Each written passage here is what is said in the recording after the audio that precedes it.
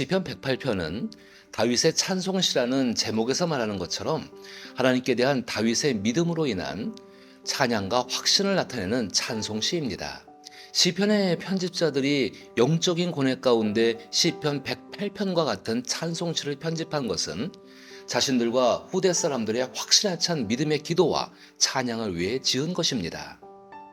이것은 하나님께 대한 믿음으로 살아가는 사람들이 하나님과 하나님 말씀과 자기의 삶의 고난 중에 하나님께 응답하는 기도, 그리고 기도에 따른 행동을 약속합니다. 편집자들은 다윗을 본받는 것이 아니라 다윗을 다윗이 되게 한 믿음을 따라가고자 했습니다. 그 믿음은 기도에서 분명하게 표현됩니다. 먼저 다윗을 우리가 알고 있는 다윗 되게 한 믿음이 무엇인가를 먼저 생각해 보아야 합니다. 다윗의 믿음은 자기 삶의 현실 속에서 나타납니다. 자기 삶에서 하나님의 말씀과 약속을 위해 자신이 해야 할 일을 알고 그 일을 위해 하나님께서 하시며 하나님께서 일하시는 것을 믿는 것입니다. 이러한 다윗의 믿음의 핵심은 자기 삶에서 경험한 선한 하나님의 인격을 신뢰하는 것입니다. 이런 신뢰의 경험을 통해 하나님의 인격을 닮아가며 믿음의 장성한 분량으로 성장하고 성숙해진 것입니다. 이런 믿음의 시작은 성경을 통해서입니다. 하나님께서는 하나님의 말씀과 약속을 자신의 선한 인격에 걸맞도록 성실하게 이루십니다. 다윗은 성경을 통해 선하신 하나님의 인격을 발견하고 선하신 하나님의 인격을 확신하기 시작합니다. 그 같은 확신은 하나님께서 다윗의 삶에서 하나님의 말씀과 약속이 이루어지는 경험을 통해 하나님의 인격에 대한 더 큰 확신이 됩니다. 이 같은 믿음을 이끈 것은 기도입니다. 다윗의 기도는 함께 하시는 하나님의 말씀에 반응해서 자신이 하나님과 함께 있는 존재임을 말하는 것입니다. 그것은 하나님께 응답하는 기도입니다. 기도 속에서 자신에게 닥칠 일에 대해 변하지 않는 하나님의 인격을 신뢰하기에 하나님께서 행하실 것에 대한 기대와 확신을 가지고 반응합니다. 많은 사람이 성경을 가지고 기도합니다. 그러나 대부분은 하나님의 말씀을 신뢰하고 그 약속을 이루시는 하나님을 믿는 믿음의 기도는 아닙니다. 자신이 무엇을 하기 위해 혹은 하나님께서 무엇을 해 주시기를 위해서 구하는 기도가 대부분입니다. 성경이 하나님의 말씀이라면 우리는 그 말씀에 응답하는 기도를 드려야 합니다. 시편 108편은 그러한 기도의 모습을 잘 표현하고 있습니다. 이제 이런 생각을 가지고 시편 108편 본문을 살펴보죠.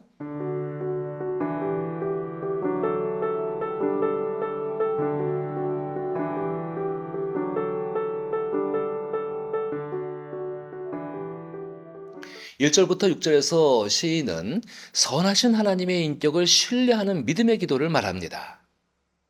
시인은 다윗의 기도 속에서 하나님을 알고 하나님께서 어떻게 되기를 바라며 하나님께서 무엇을 할지를 알고 있습니다. 마음 중심에서 하나님을 어떻게 생각하고 있으며 그 생각을 따라 기도하는 것은 믿음을 따라 기도하는 것입니다. 다윗이 그러했음을 시인은 말합니다. 다윗의 삶은 전쟁에 나가는 일을 포함해서 매 순간이 위기 상황이며 수많은 대적을 상대해야 합니다.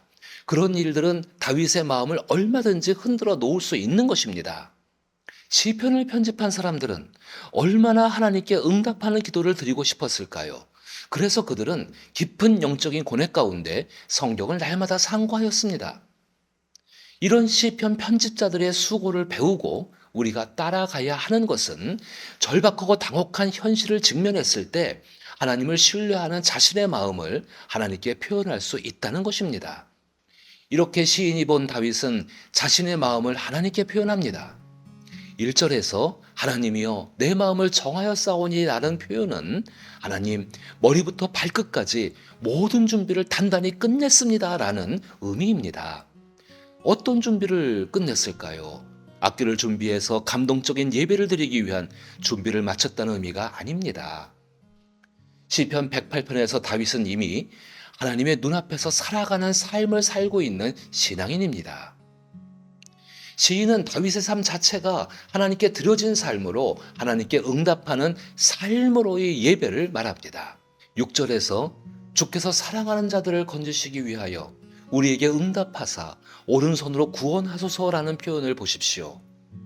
다윗은 새벽에 출전의 준비를 마치고 하나님의 오른손, 즉 하나님의 직접적인 능력을 구하며 하나님의 출전 명령을 기다리고 있습니다.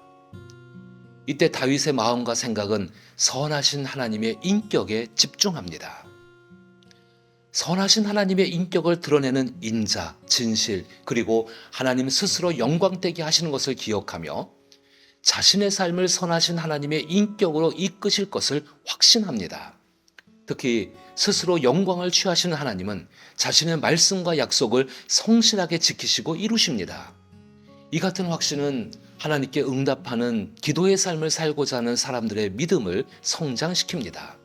그 같은 성장은 자기 안에서 견고한 하나님 나라를 경험하게 합니다. 7절에서 9절은 하나님의 말씀과 약속을 신뢰하는 믿음입니다. 7절에서 그의 성소는 거룩하신 하나님의 인격의 표현입니다. 하나님께만 있는 거룩함에서 나오는 주 하나님의 말씀은 거룩하고 초월적이며 참되어서 오류가 없습니다. 이처럼 하나님께서 하신 말씀과 약속은 반드시 이루어지기 때문에 신뢰할 수 있습니다.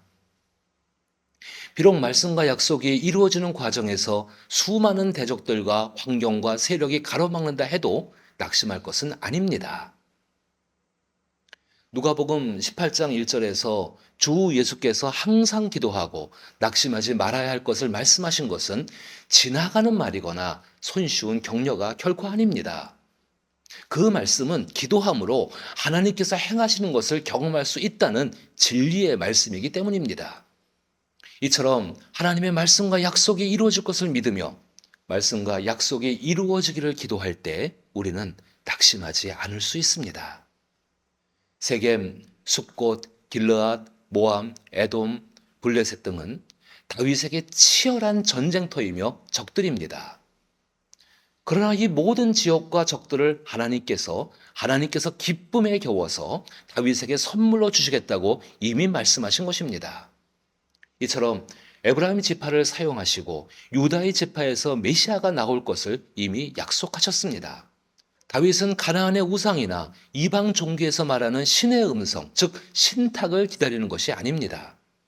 이미 하나님께서 오래전에 말씀하시고 약속하신 성경을 신뢰하고 확신하고 이루어질 것을 믿고 있습니다. 다윗이 있어야 하는 삶의 현장은 하나님께서 하나님의 말씀과 약속을 성실하게 이루어가는 현장입니다. 자신의 삶의 현장에 선하신 하나님께서 자신의 인격에 걸맞게 성실함으로 말씀과 약속을 이루어 가시는 하나님의 현장인 것을 확신하는 것은 믿음으로 하나님께 응답하는 기도의 중요한 원리입니다. 그리고 10절에서 13절은 승리를 확신하는 믿음입니다. 누구든지 믿음과 기도로 승리하는 삶을 살기를 원합니다. 그래서 자신의 승리를 위해 자신이 주도권을 가지고 하나님께 승리를 위해 필요한 것을 참 많이 구합니다. 그런데 정작 중요한 것은 승리이지 자신이 주도권을 쥐거나 승리를 위해 필요하다고 생각하는 어떤 것들이 아닙니다. 사실 자신이 주도권을 쥐고 승리하고자 하는 믿음과 기도는 승리하게 하시는 하나님과 멀리 떨어져 있는 모습에 불과합니다. 사실 10절에서 12절은 시편 60편의 패전의 기억을 공유하고 있습니다. 그 기억은 트라우마처럼 시인을 괴롭힙니다. 그러나 108편의 시인은 마치 시편 60편의 참혹한 패전으로 인해 낙심하고 탄식하는 것이 아닙니다. 이미 시편 60편에서 다윗은 기도가 끝나기 전에 소돔 골짜기에서 다윗의 군대가 대승을 거뒀던 것을 기억합니다. 하나님으로 인한 승리를 확신하는 믿음은 과거의 나의 실패가 오늘의 하나님의 승리를 위한 것임을 믿게 합니다. 선한 하나님의 인격이 변하지 않음을 신뢰하는 믿음으로 오늘의 삶에서 하나님 말씀에 반응하는 기도는 과거의 실패로 인한 결박에서 자유를 얻게 합니다.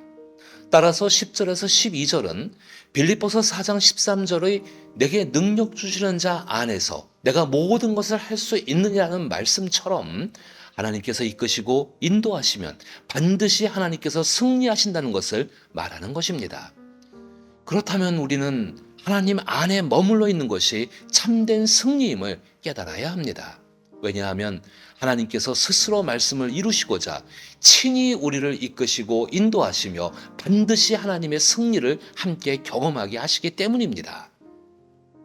그것이 우리가 믿고 있는 부활의 삶입니다. 부활의 삶은 하나님 안에 머물러 있는 것입니다. 그리고 그 부활의 삶은 자기 삶의 주도권이 하나님께 있음을 믿음과 기도와 행동으로 입증해 나갈 때 더욱 풍성해집니다. 이것은 하나님 나라의 확장 원리와 같습니다. 시인은 12절에서 사람의 구원은 헛됨이니이다 라고 말하며 믿음과 기도의 주도권이 하나님께 있음을 확실하게 말합니다. 그리고 하나님께 대한 응답으로 13절에 우리가 하나님을 의지하고 용감히 행하리니 그는 우리의 대적들을 밟으실 자이심이로다 라고 하나님께 응답하는 기도를 드립니다.